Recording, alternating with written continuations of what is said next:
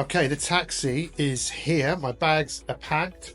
We are off to Nice in France. I'm going to take you guys with me. Let's go.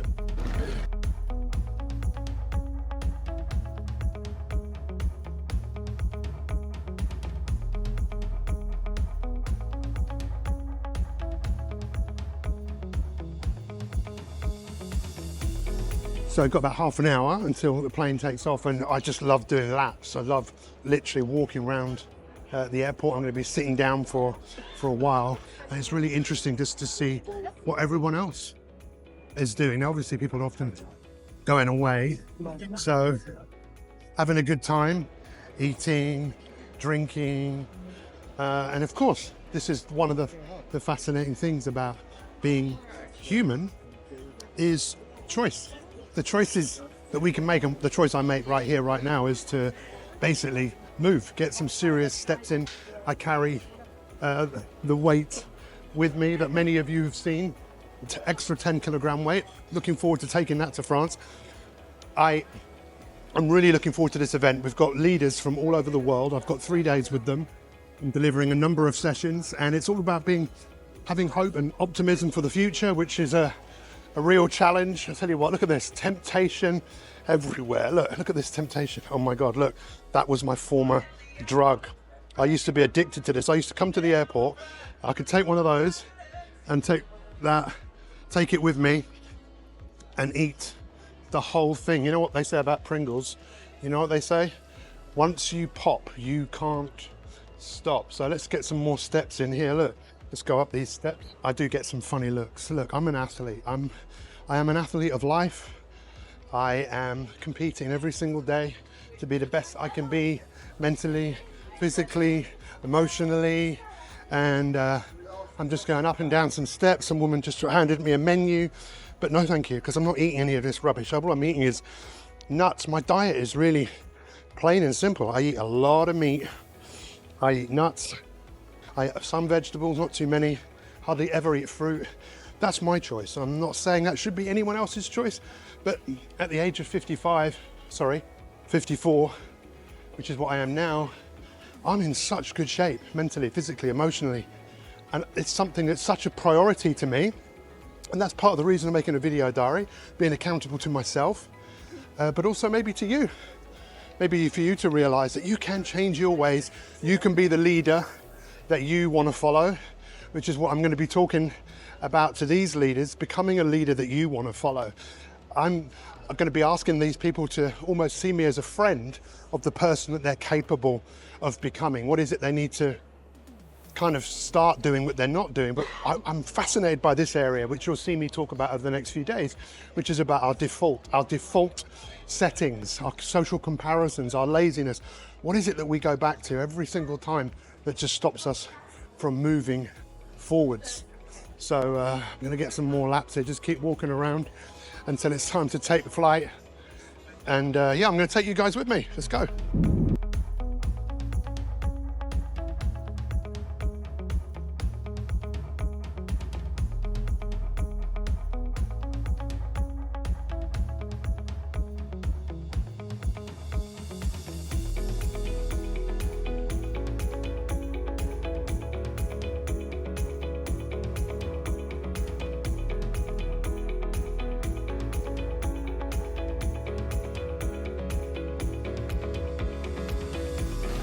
So this is home.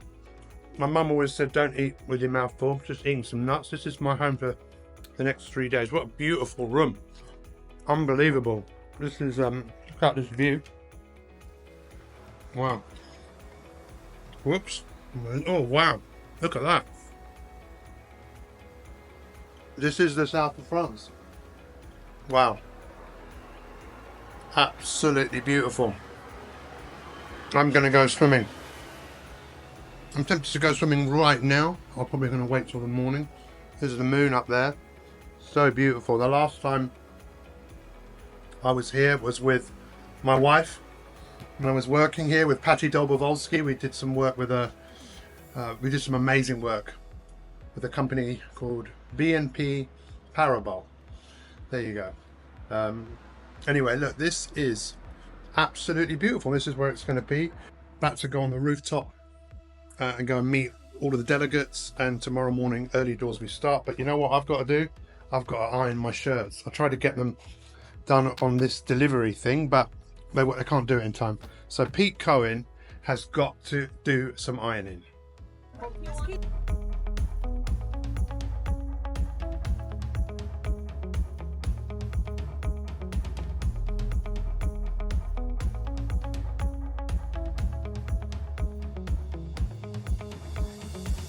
I mean, I am so fortunate. I am ridiculously fortunate that I get to be here in this incredible place. Just take a look at how stunning this place is. Look at the moon, look. Hey? So everyone is actually over there. Well, not everyone, but a number of the delegates are arriving, and there's just like a meet and greet here this evening. But this place is just... There's something so magical about the south of France. If you've never been, I could highly, highly, highly, highly, highly recommend it. Wow. Just keep going around. Keep going around there. Happy, beautiful day. Today is Friday. And look, the Cannes Film Festival, I don't know when this is, but it's obviously quite soon. The lights are on, the kind of red carpet. It is actually carpeted. Look at these people here, these famous actors. There's Denzel Washington. There is John Travolta. All these famous people that we idolize, all just playing characters. Brad Pitt, Leonardo DiCaprio. There's one of my favorite actors over there. Look at all these people here. It's crazy, right? There's a couple of headless people up there. How we kind of worship these people. But I know this might sound like a cliche, but we're all in the story making business, right? We are all in the story making business. This right now is a movie. You're watching a movie. You're watching this on YouTube. It's a movie. And I am the lead character. I'm the hero in this film, and I've got a supporting cast. I've also got a guide. Every hero needs a guide. I've been guided by some incredible people in my life, and I think it's just such an important time of life for us to really wake up to the reality of the movie that we're in. And it doesn't have to play out like maybe it is playing out for you. That's why I do what I do. I really just want people to look at life with a fresh pair of eyes, and then saying that, look what's coming up over here. Hopefully I can come down here and see the sun come up, because I wanted to get away. I wanted a bit of peace, because it's quite noisy back there, even back there in the morning. I'm a big fan of what we call Mother Nature. I'm sure you've heard of Mother Nature. Hey, look at this. Look, the sun is coming up here. It's beautiful. Orange sky. And look at this. Look, got all of this place to play. Wow. So one of the things that I really love doing now more than ever is when I'm away, is to record a podcast on my microphone here, a walking podcast, so that the people that are in my coaching community, a couple of dogs over there, guys, come on. Actually, they're just playing, which is what we should be doing more of, playing, don't you think? Playing. That's why I love recording, making videos. I've always loved doing it. Like I said, I realise now more than ever, I said this in a previous video diary, around I want to make the content that I want to make. You know, if people want to watch it, they want to watch it. I want to share my life journey, the real life. What's going on? Look at these beautiful trees here, look. In Cannes. Can you? Yes, you can. So I really want to today give the best of myself. 40 leaders. There are people here from South America. There are people here from all over Europe, Middle East. Yeah, what a pleasure, what an honor when you get to serve people from a global audience. There'll be no interpreters today though, because everyone is English speaking. So yeah, look how just beautiful this is. I want to share something quite alarming with you guys. You know, this is obviously just full of incredible beauty, but something that someone sent me, and it's pretty alarming. And this is an article that's on the internet, on the Mail Online. Global cancer explosion. Experts discover nations where you're most likely to die of the disease, and it doesn't look good for the UK. And reading this is really, it's not reading that I think most people probably wouldn't want to read this. Out of I think it was 185 nations, the UK comes out at the 123rd worst.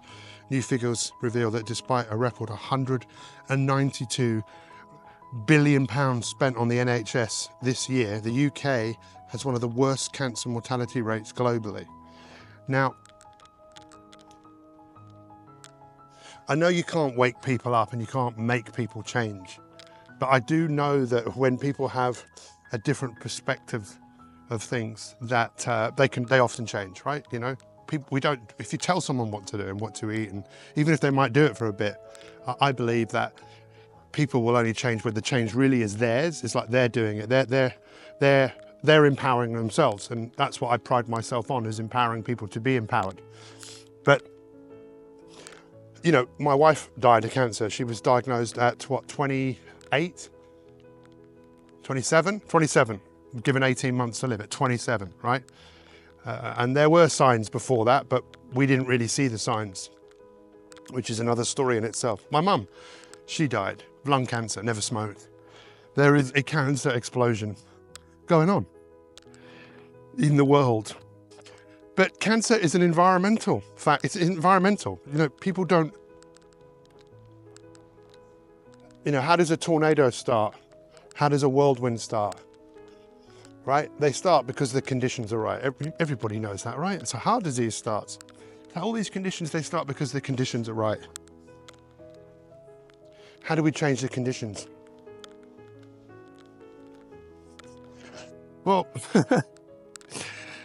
obviously what we eat, what we drink, how we think, many factors.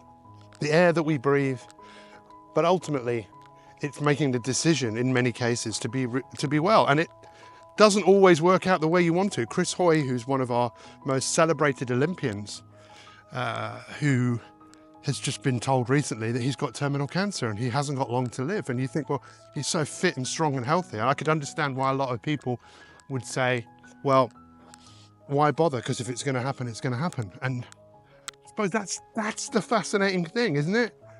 That's the most fascinating thing about being human, is the choice. That's the choice. And this is so important to me, and I don't express this very often, but I want to do my mum and my dad and my wife proud. I really want to do proud by them. I really do. I want to do proud by myself. You know, I realized recently, and this is fascinating to share, I thought I was someone who had a problem with sugar, right? I turned to sugar during the most challenging times, especially with my mum and my wife being sick and then dying, just turning to something to give me comfort, to take me away from dealing with what I was feeling. And I thought I was that problem. And I realize now, no, I'm not that problem. I'm more than that. Once again, I'm not saying this is right for everybody, this approach, but definitely works for me. I'm not that person. I can be that person, but it's not me. I am more than that, all right? I'm a child of this earth, this beautiful earth. And I'm committed to keeping my environment as great as I can, but also helping other people create an environment of happiness, an environment of peace, an environment of well-being.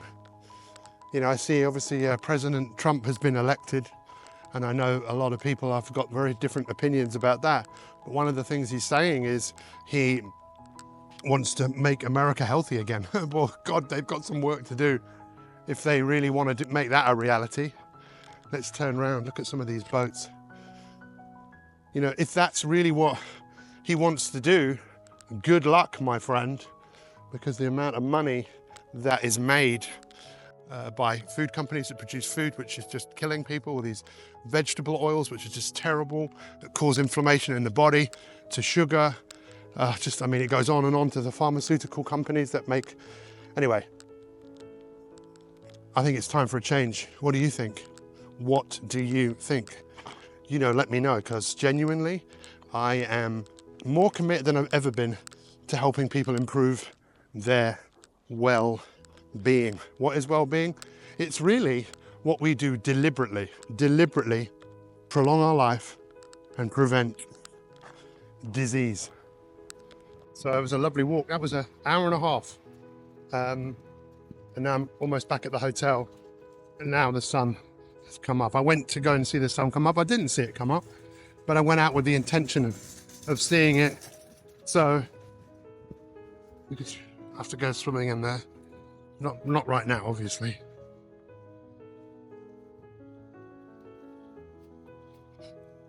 Would you want a boat if you could have a boat? I don't think I would, to be honest. I'll go on someone else's. Ice of London. Nevertheless, Georgetown. GNYX, London. Wow. Look, Guernsey. Happiness. That's a good name for a boat, isn't it?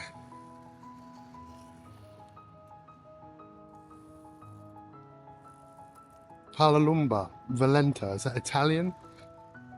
Madeira, family Madeira. That's why I asked Hannah to marry me. Renaissance? Yeah, très bien, n'est-ce pas? Oui, d'accord. Combien de poissons y a-t-il dans la famille? This is the room that I'm going to be presenting in, and this room will be full in a few moments.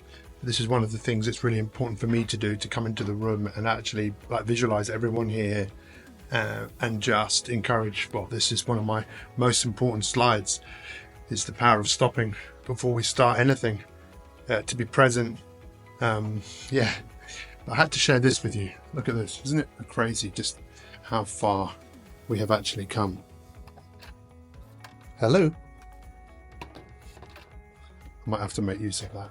So I've just asked a question of everybody, which is, why are you in this room, right? And also, why are you here on Earth? Big questions. Why are you in this room? Why are you here? Why are you on Earth? What is the meaning of your life?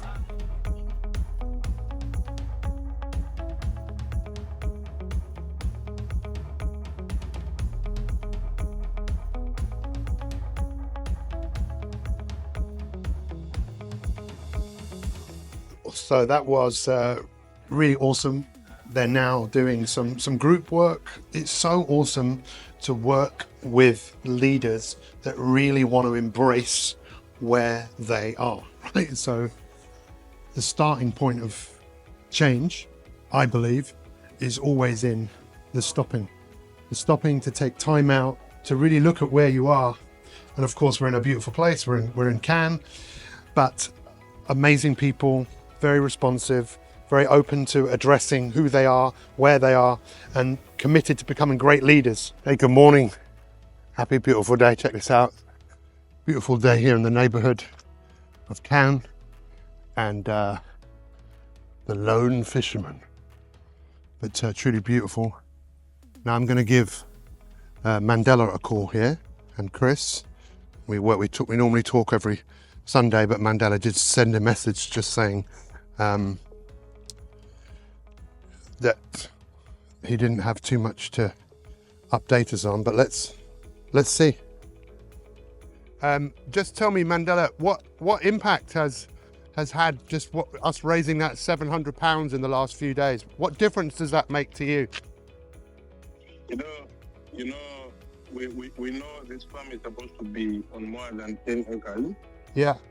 It is part of our vision, but besides that, we have always been yearning to get access or an access road direct to the farm. You see, when you look at my shirt here, I have the MI365 logo on it, and I also have the Cocos Foundation logo. This, to me, every time I look at the shirt having this label, it reminds me of how much these both organizations have fought for our charity to get where it is. So a lot of things we are doing reflect to the amount of energy you've put for this foundation right from 2021, from getting this land, from moving the children to a new place, from getting this tractor, from the funding that we got for our first peanuts that we funded.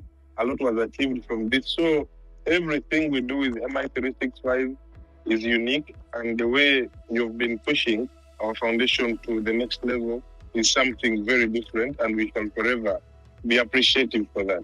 But this project is not for me, or it is not for you, but it is for all of us and all those around you. So I welcome you to join us, to come support this vision, be part of everything we are doing. Feel free to ask questions, because we are there to give answers, and we are there to show you where we are heading and what we plan on getting onto. Thank you very much. We love you. And he means that, you know, he really, really, really means that. So thanks for watching, guys. Make sure you follow Mandela if you're not, and have a wonderful day.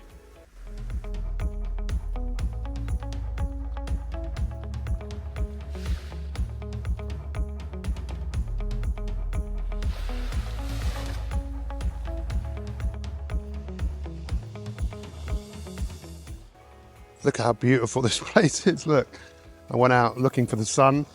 It was coming, then it wasn't coming, and now it's here. Wonderful part of the world, only part of the world. Our world is so beautiful. But you know, there's some guys there, look, up early, looking to catch some fish. Just want to share this with you. I go home today. I've had a really interesting time here in Cannes. It's been a huge wake-up call,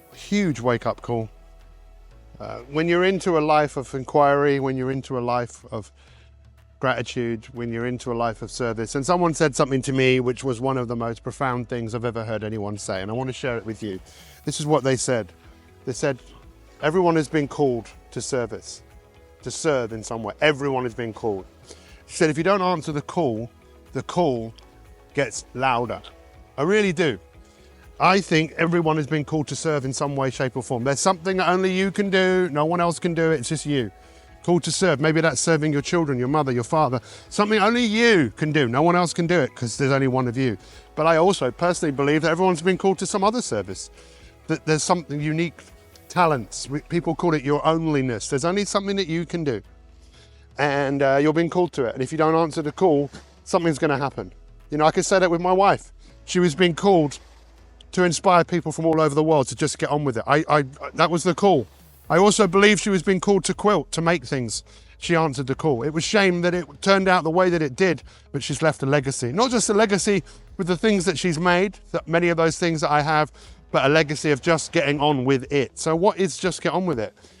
Get on with it is intentional thinking. And my goal, as challenging as this is, because everything that you want to do and grow and create is going to be a challenge, right? Otherwise, what's the point of doing it?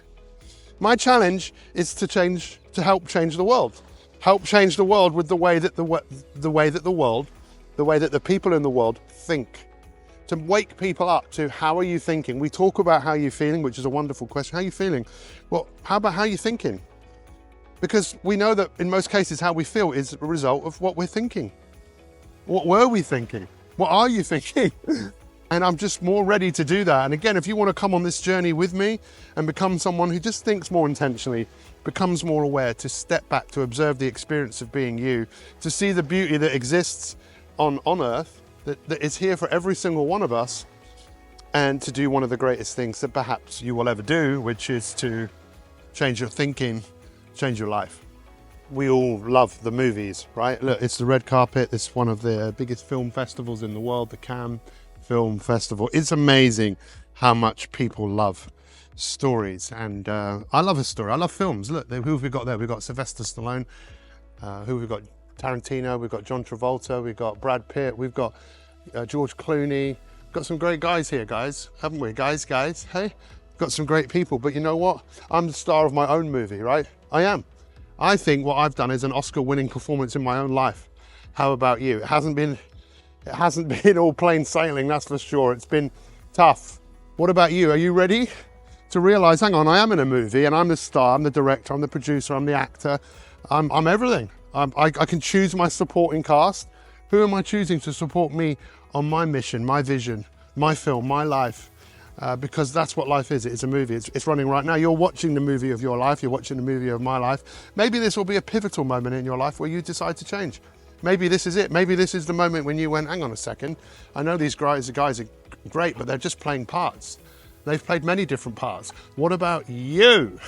What about the parts that you want to play? Is it not time for a new movie? Maybe you've been in a rom-com, maybe you've been in a horror film, maybe you've been in lots of them, but maybe now it's time to be in an epic adventure where you get to go to a place you've not been before. What do you reckon? You know you're in the movie business. Let's go. Guys, I was just making a film on the steps back there, and this beautiful man back now just literally just started talking to me. I thought, okay, who's this guy? We just met this morning. I've been here for almost 2 weeks now.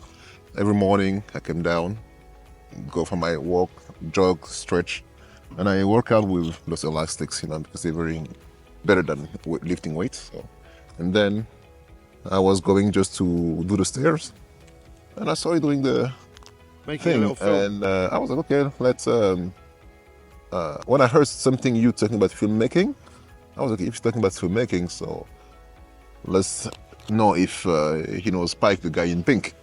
That's about Spike it. Lee. Yeah, I didn't even know that you knew his movies and Public Enemy and all that, because it was my youth, really. So I was saying to him that I didn't even know it was Spike Lee. I love Spike Lee. The film Do the Right Thing is one of my favorite. If someone said what's in your top 10 films, that film most definitely, on so many levels, just beautiful.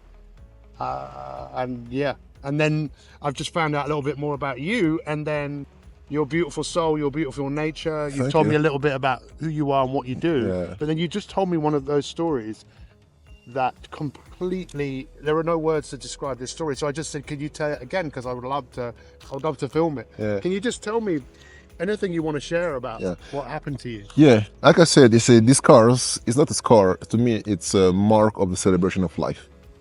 Because 6 years ago, it was 6 years ago, and funny thing is, I just left Kent to go back home in You live in Joburg. South Africa, Yeah, but you're from Chad. yeah, originally from Chad, French citizen. I grew up here. Went to Portland, Oregon, to study sports business and marketing, and then Nike hired me to work on basketball. And as everybody who is fan of basketball, Michael Jordan is the greatest of all time. So I was fortunate to meet him many times. You've met Michael Jordan? Many times. I went to his camp in Santa Barbara. Let's just take a moment. When anyone meets Michael Jordan, I just want to say, because I've never been that close to him, but now I just be close to someone else who's been close to him. and then I would say I always said that my life is how can I describe my life? I always describe my life like a fairy tale, because growing up in a warfare. I grew up in Chad, Chad at the peak of the Civil War. And when you're young, it's just a game for you. You think that you're playing a game, but you don't know that people are really dying. You don't even imagine that. And then France, wonderful country, wonderful experiences. And Did you escape? no, we were just my father came before in France, and then we were able to be, because he was a medical doctor working for the international organization, so we were able to come like a year after, as a refugee. And after many years of going through the immigration system in France, we became French citizen in '90. And then my passion for movie and photography really came from my father. From your dad? Yes. People think it's Spike Lee, and no, it came from my father. The seed came from my father. And you met Spike Lee Yes. at an airport. Tell me what happened there. I'm gonna tell that story, but I found out something about my life, I would say, is that every situation that end up, you look at it as something that was very negative, end up being a blessing in disguise. If I didn't miss that flight that day, I would have never met him, because he missed his flight. It was a flight to New York, and we're at the airport, and I saw people gathering around somebody, asking photos and photos. I said, Spike, let's go. Whoa. I remember in '95, when I was doing my first amateur documentary, on basketball in the US. It was very amateurish. And I remember taking a leap of faith by sending him a message, hey, I would like to interview you for my documentary. And when I came back I was at the university in Lyon.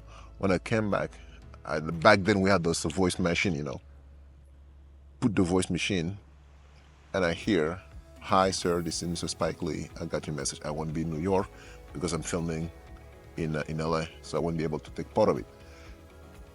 Just that for me was heaven, I was like, he replied to my email, to my message. Wow. So I realized that, and then I went to New York, Brooklyn, and look around. I went and I was going there every day because back then his office was just across the street from the hospital. And I was waiting. I said, I'm gonna wait. Maybe one day I'm gonna meet him. And I even went to his shop in Brooklyn, 40 acres in a Spike joint. I bought a lot of some t-shirt and hats, but impossible to see him. I said, well, it wasn't the day, it wasn't the moment. So when that happened in Paris, I was thinking of all that, but I let everybody doing their thing. And then when I went back to the Air France office to change the flight, he happened to be already in front of me changing his flight. So I took that advantage. I said, you know what? I'm not gonna bother him. I just took notes. I said, Mr. Spike Lee, very nice to meet you. And I just want you to know that, your movie really shaped my youth and impacted my life. Thank you very much. And I went, excuse me, sir. I gave him the note and I left. And he read it and he came, hey, come back here. That's how I came back. And then, I don't know, serendipity has a way, or the universe has a way to express itself. I always wanted to meet him for many years. And from that first encounter, guess what happened? Not even a week later in New York City, I ran into him again. And you're friends with him today? And now we're friends to this day. And then I remember it was in 2018. In January 2018, he told me that he has a movie that he selected for Cannes Film Festival. And I will send you the email. So you see, I say, this year you're gonna win. You said that. I said that in my email. And I explained to him later why. Because in December 2014, I came, the palm right there. I was just dreaming, I'm maybe old, but I was still dreaming like a kid. I was looking at it, I said, one day I'm gonna walk the red carpet with Spike Lee. It was just like something stupid.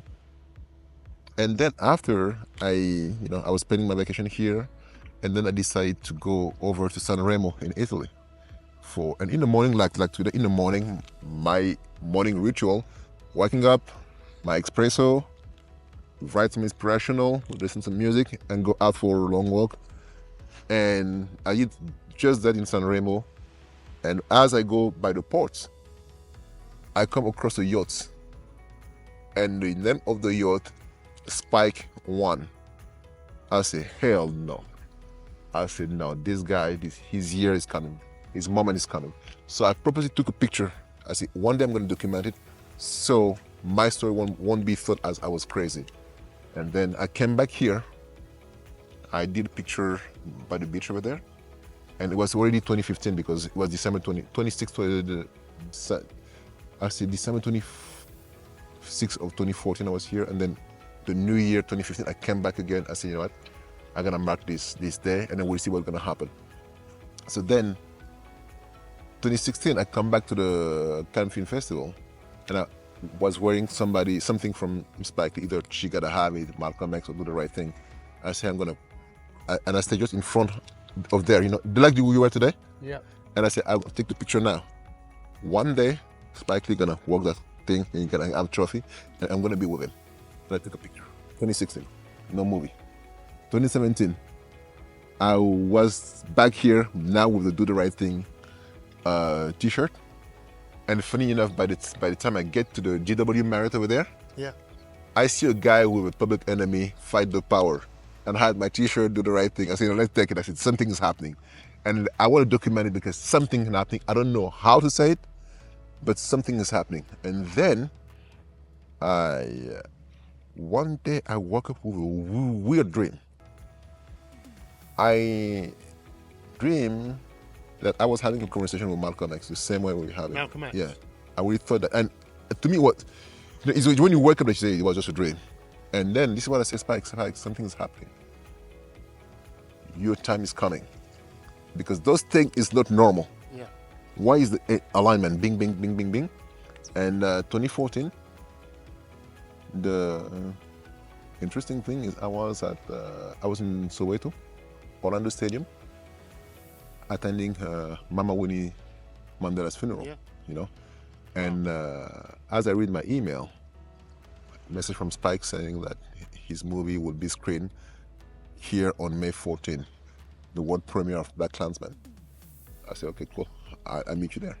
So I took my flight, came here, and history. And the first Black president. We just sat here, which I chose the place to sit, and you just said... We had a party here with the widow of the first real Black billionaire of America, you know, and we had a party here, and then with Spike for Black Klansman party, it was at La Mom, across the street from the Carlton. So all those pictures I was sending to you, so you can see. And what does this tell you about the universe and how it works? I think Paulo Coelho said something very strong. Paulo Coelho? Yeah, he said that if you want something so bad, the whole universe conspires to bring you this. So that's why I say wherever I go, I spend a lot of time with kids in the townships, in the You spend a lot of time in townships? Yeah, in townships, in the Polish area. Yeah, because I always feel like there's this innocence of youth that are really honest, the genuine.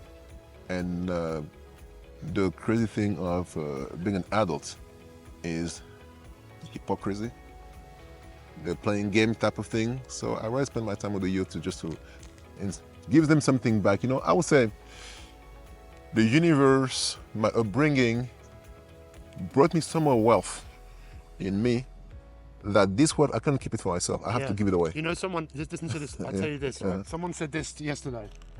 I think you'll love this. She said, we're all being called to serve.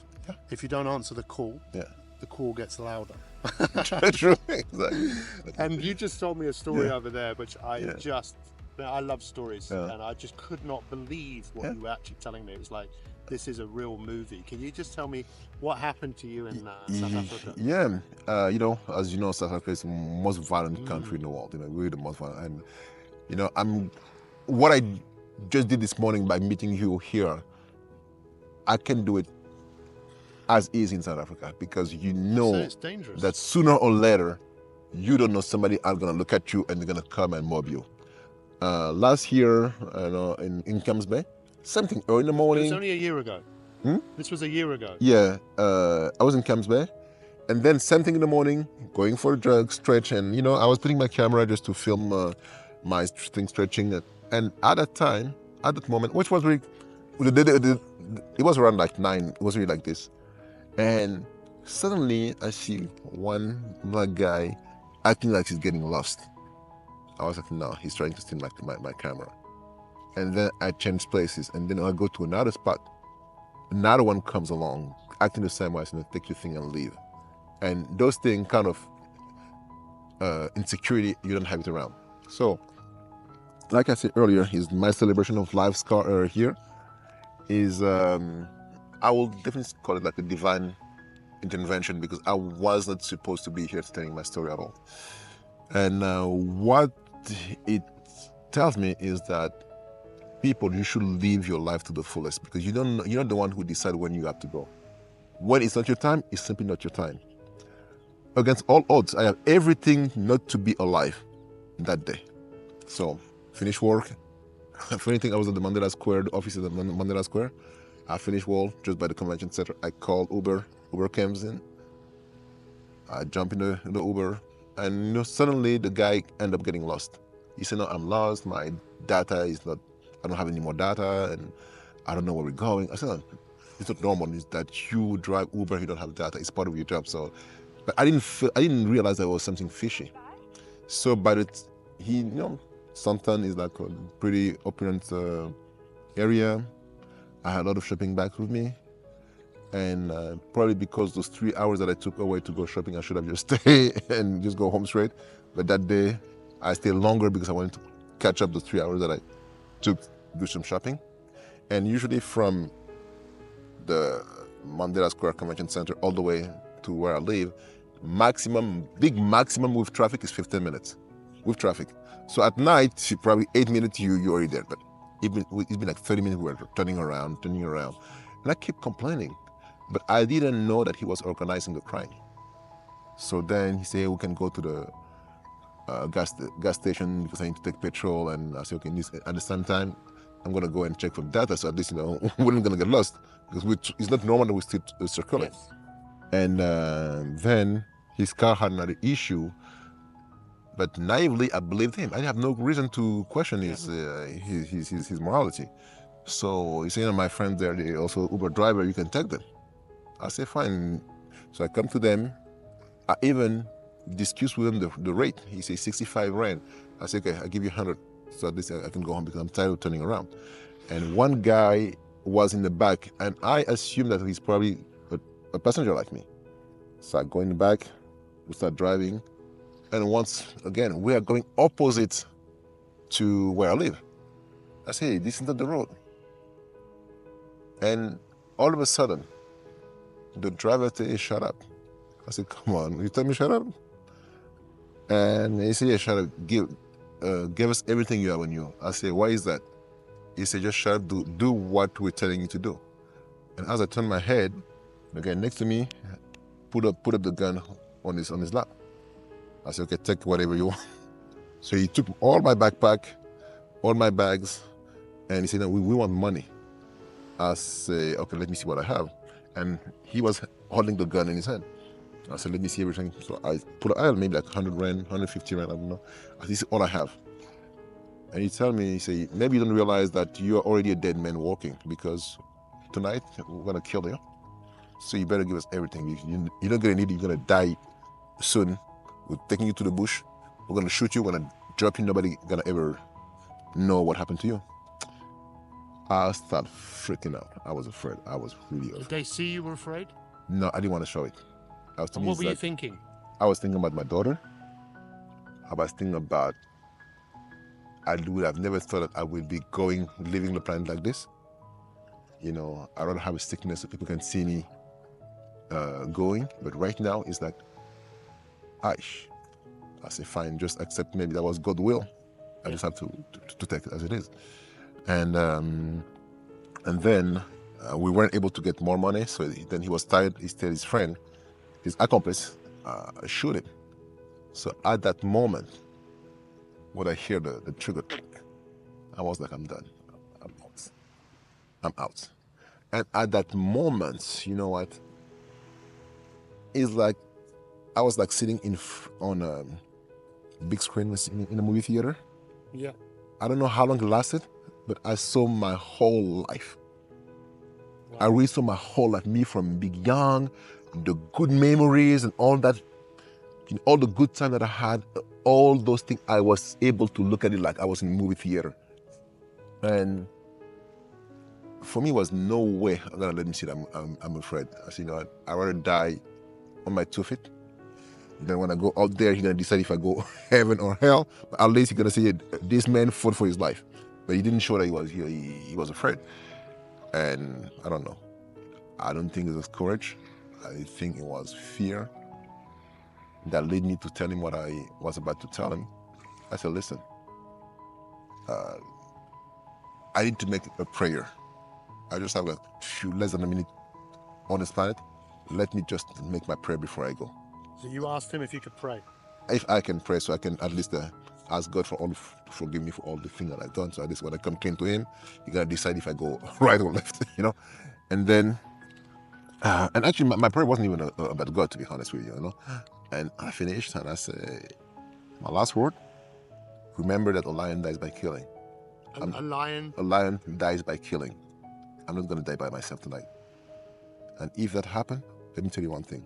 I'm going to come and hunt you for the rest of your life. So you said that to I him. said that if that happens, I'm coming to hunt for you. I'm going to hunt you for the rest of your life. Yeah. Now you can shoot. Actually, I don't know why those words froze him. He was, and I heard him shaking. I said, shoot. All he had to do was just that. And you were prepared to die? I had no choice. Yeah, I mean, I had no choice. Stupid question. I had no choice. I have a gun, loaded, trigger pulled out. All I had to do was just a click. And the thing is, he was the more powerful man on this at that time.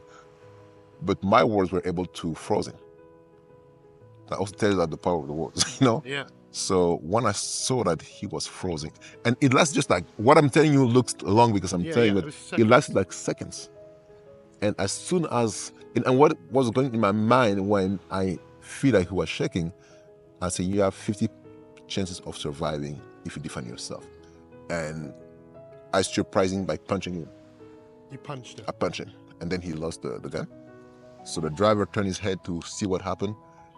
You know, I don't know what happened. The police can say how the accident happened. So out on the car, left one side of the road, we end up flipping over and over and over, get to the other side of the road. I didn't have seatbelt, but because of my height, the two seats in front prevented me from being thrown out of the car. The driver was thrown away from the windshield. He died on the spot. His friend who threatened me was also thrown away by the window. He also died a few days later. And even when I woke up, I didn't realize that 2 days went by. Because to me, I just woke up from nightmare. And I woke up, I look at what's going on here, and where am I? And then after that, the police officer who was at the scene was there. One guy from the French consulate, because I had my passport on me, so they were able to call the French consulate. So they sent someone, they were there. I said, what's happening here, And I tried to get out of the bed, and I realized that I wasn't able to do anything, because all that was wrapped. They removed the thing from my head because my head was swollen and like that. And then the thing I remember was the last words. And the other thing I can remember from this accident, and the rest in between, I don't remember anything. And the only thing that I remember is when, actually, my mother and my sister passed away many years ago in 2011. And a funny thing, in 2011. And no, in 2011 exactly. And then I remember seeing them. I was trying to talk to them. They weren't answering. They weren't even looking at me.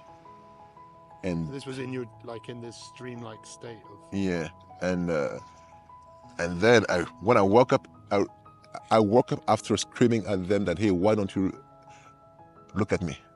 Why don't you talk back at me? This is how and then I woke up, and this is how I realized that I was in the hospital bed with all that had happened. And then one of the police officers, he used to come all the time because, I don't have immediate family in South Africa. All of them are in France, And I asked him, I said, hey, you don't know me.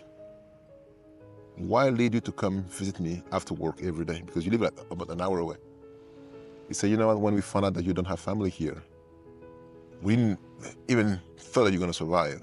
So I was coming every day just to say, hey, when is this guy going to pass away? So at least I can be there for him. I said, you don't even know me? He said, yes, I have to do that, And then we became good friends. And that's how my story unfolded. And when I read... You feel like you've obviously been given a second chance. I think that it's that, and also that it wasn't my time. And what I learned from that, what I'm learning from that experience, and this is what I'll share with the world, is like, be a giver. Oh. Be a giver. Because everything that you keep for yourself, if you go today, nobody want to be able to benefit from it. I always say one thing is, if I give you this, you have one, and I'm losing one. Yeah. If I give you my kindness, I share you some insight that can help you with progressing in any endeavors that you take. Even if I leave, even if I go, it doesn't take anything away from me. So that advice, that vision that I have for you, or how I think you can be great, or the book that I advise you to read, or the connection I can give it to you, that it doesn't take anything away from me. Yeah. I still have it. And then that's going to add something to you. And then you can grow and then keep doing it, keep repeating it, because sooner or later, today going to be our last day. And make sure that if today's your last day, you make, at least put 3 smiles on people. And like every morning, I make sure before I go, I get something. There are people out there sleeping in the streets.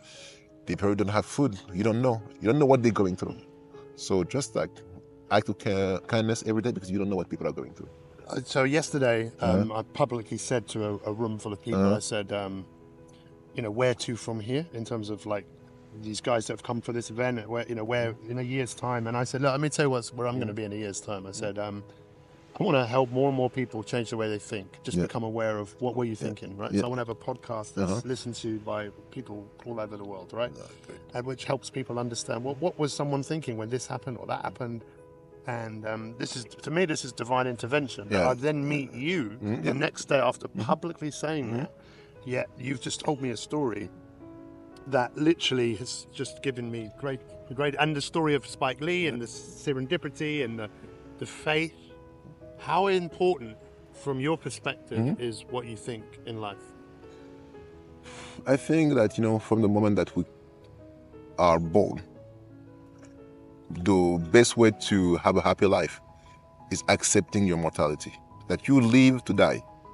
And death isn't something bad, because, you have lived. And I ask people, I tell people to do one of the most difficult exercises. Sit down and write your own obituary. How do you want to be remembered? People are not going to remember what car you drove. Yeah. They're not going to remember how much money in your bank. When you go to any funeral, you don't see a van that is bringing your clothes along to, you just go naked. You came naked, you go out naked. And then people will remember how you make them feel. That will stay in their heart forever. And this is why we're living.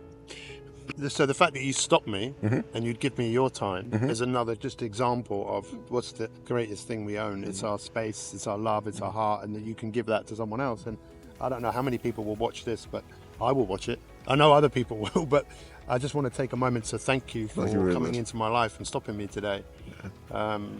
Yeah. Thank you. Now, the thing is, from the moment that you mentioned that Do the Right Thing was one of the favorite, and Do the Right and Public Enemy, and I say, that's my brother. That's a brother right here. I say, that's why I call you, this is a brother, because we're sharing the same interests as growing up. So we have more things in common than how we physically look. Culturally, the music, the whatever did our youth, we can connect easily. And in everything in life, there's a purpose. Good or bad, there's a purpose. So there's a reason why we met today. We know one day why. There's a reason why we met today. So, thank you. My pleasure. I've had the most amazing time. Like, I couldn't even make it up. If I was going to describe the words to what this experience has done for me, there are no words, but I can try. It's been an eye-opener. My eyes have been opened in a way where I see everything differently because of this, because of the conversations that I've had. I'm truly grateful to Rob for inviting me to be here. All of you, I've never felt so much love in one room.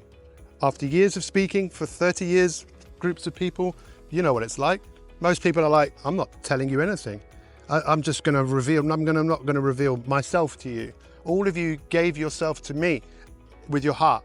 You might not have agreed with everything I said, but you opened up. This is me. I'm going to listen to you. And I'm so grateful. I'm just wondering what we can do next. Where will we go? What will we do? How can I help you? So if I can help any of you, ask me or send me a message. Can I talk to you? I've already asked you, can you help me? You've already helped me. Who else could, you and I, we've got history to create. By the way, I filmed this conversation with this guy this morning, and I promise you, I'll put it in the group when I do. And you think, this didn't really happen. It all happened, I believe, because I put it out there into the universe. This is what I'm going to do. And then I'm rewarded. So thank you. Thank you. Anyone else? Give me a round of applause. I deserve it. Okay, so I am at the airport, and what an incredible few days. Sometimes when I present, it's not appropriate to film the audience. It's not appropriate to film myself when I'm presenting. Sometimes it's a private affair, and I totally understand that. So as much as I would like to have shared really so much of me presenting and the audience, it just wasn't appropriate. However, I've had the most incredible time. I'm ready to go home. I immersed myself for 3 days in a very full-on way, but it was magical. I literally have just had the most incredible time. So much to share, and the guy I met today, from Chad, I mean, just blew my mind, literally blew my mind. And I've got some more to share on that, and I'm actually going to record something about it tomorrow because it's just one of the most serendipity. Just, I can't even begin to explain to you what happened yesterday and meeting that guy this morning, in terms of he came to the hotel and left something for me, a big package, and I will share some more of that tomorrow. It's time to go home. Much love.